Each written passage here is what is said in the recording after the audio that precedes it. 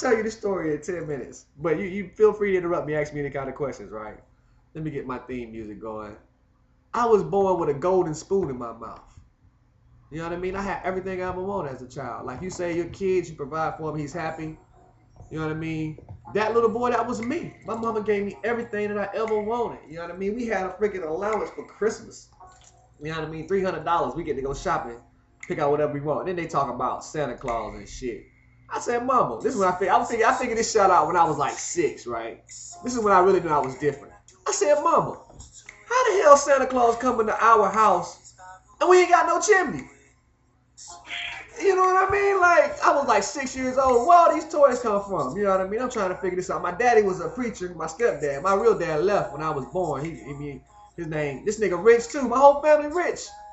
They all got money. Everybody in my family rich. We got like 80 acres of land up there and shit. 40 acres down here in Florida. You see what I'm saying? My daddy got houses all over Georgia. I ain't got shit. I'm the poor guy. You know what I mean? But my family got money. My grandmama, they got land. All this other shit, right? You know what I mean? My mom was a teacher, too busy. Let me get a frame for my mom so you can see this video. My mom was always too busy, man. She married. This is what my mama said.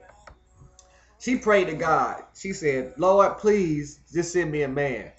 Said a man to send to church. So she got my daddy. He said, this nigga come walking down the aisle. The same day she prayed, he come walking down the aisle. Fresh out, you know what I mean, county jail or wherever he came from.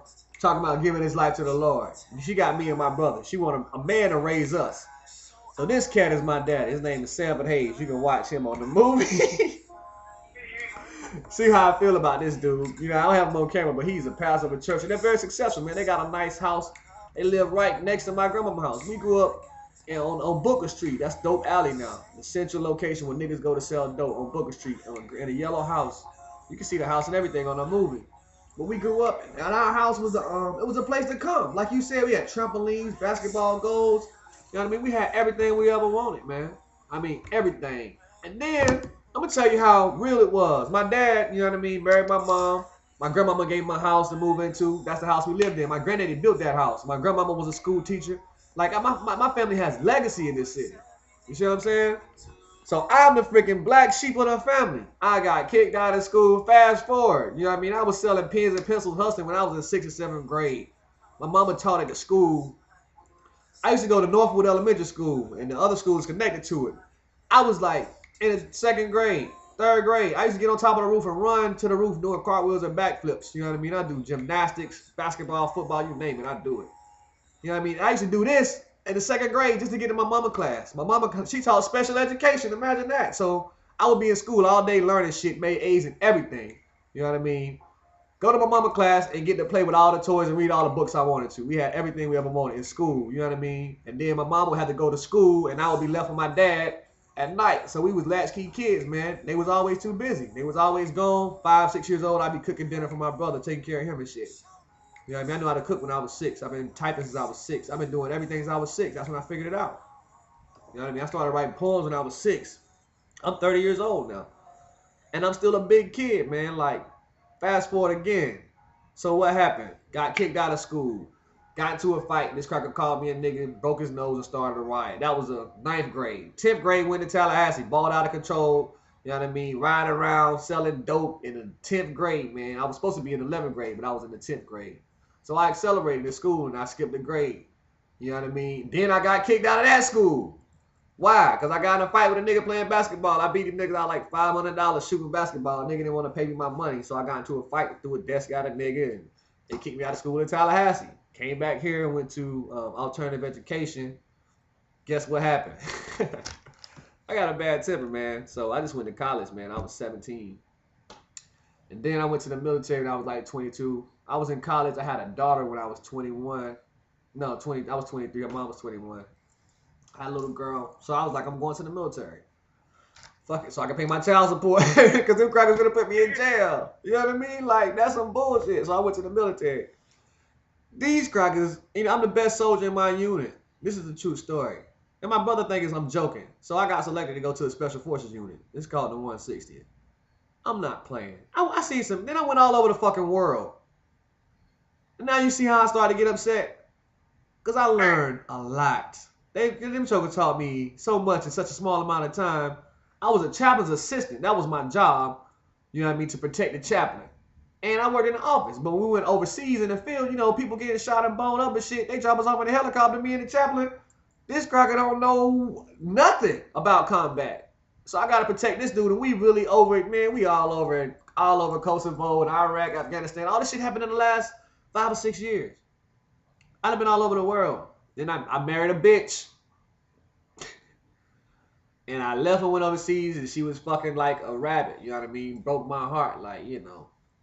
Came back. And, I mean, I was overseas watching this chick on Google Earth. It was somebody at the house. I called him like, so what's up? What you doing? Oh, I'm just chilling. It's like, who at the house? It's like, nobody. I'm like, bitch, I'm on Google Earth. Looking at a car in the house, and you talking about ain't nobody there. So she was a lying bitch. Bottom line, I should have never married a bitch. Life fell apart, man. Got kicked out of the military. I got like 3 Article 15s. I bought a 71 Impala. Started selling dope again. You know what I mean? Totaled the 71 Impala. Went to jail. Oh, man. This is like right after I got kicked out of the military. Started selling dope again. Got on. Bought a truck. Got up. So I mean, I was doing pretty good. I was running a little house. This is my bottom chick, Tiffany. Like 3 other chicks stayed with me in the house. Stayed in a little apartment, like a quadruplex. And it was just, I mean, it was a real interesting time in my life. Then the niggas came and tried to rob me. Then I got stabbed in my back, and the police came and got all the dope. And that's how the movie begins. You see what I'm saying? Like, Alone in the Streets is the name of that shit. So I lost everything. I had everything. Like, you can see the pictures if you go to my MySpace page. Had everything I wanted, man. I was nice. You know what I mean? I was good. And go to the telephone. I'm not even answering the phone. Hold on a minute. Let me get that phone.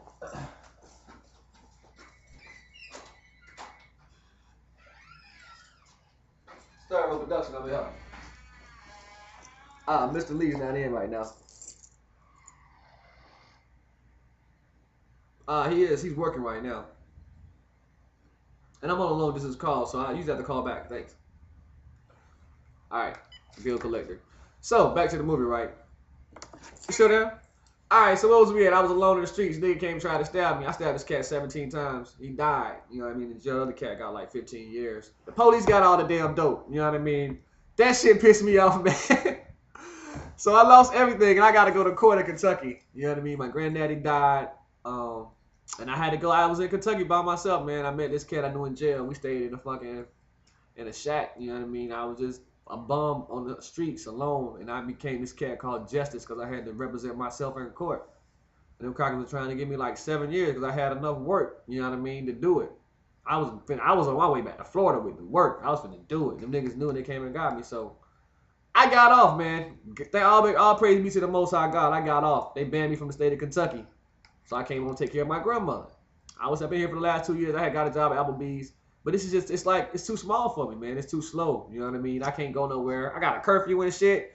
Got to be home with my grandmama every day. You see what I'm saying? Like, it's been for the last 2 years. And then, I was telling you about, like 2 years fast forward, I'm good. I'm here at the shop. We got a studio. I'm chilling.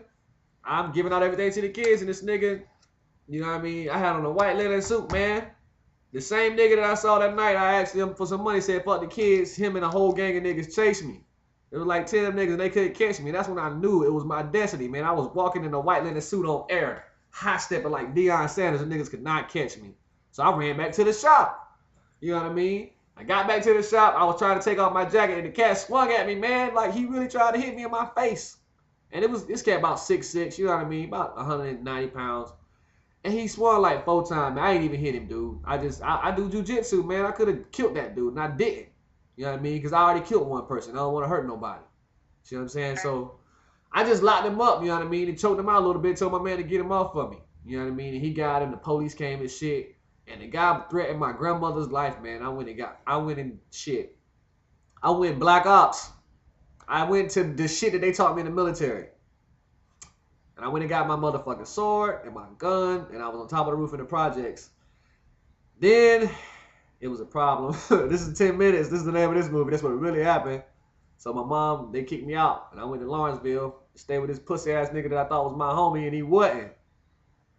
And then he kicked me out. Then I came back here, and they kicked me out again. Now they keep calling the police. Now I got a charge for aggravated assault with a deadly weapon. You got to see the movie, babe. It's just crazy. My life. I need to get the fuck away from here. But that's the end of this movie. I'll see you this movie.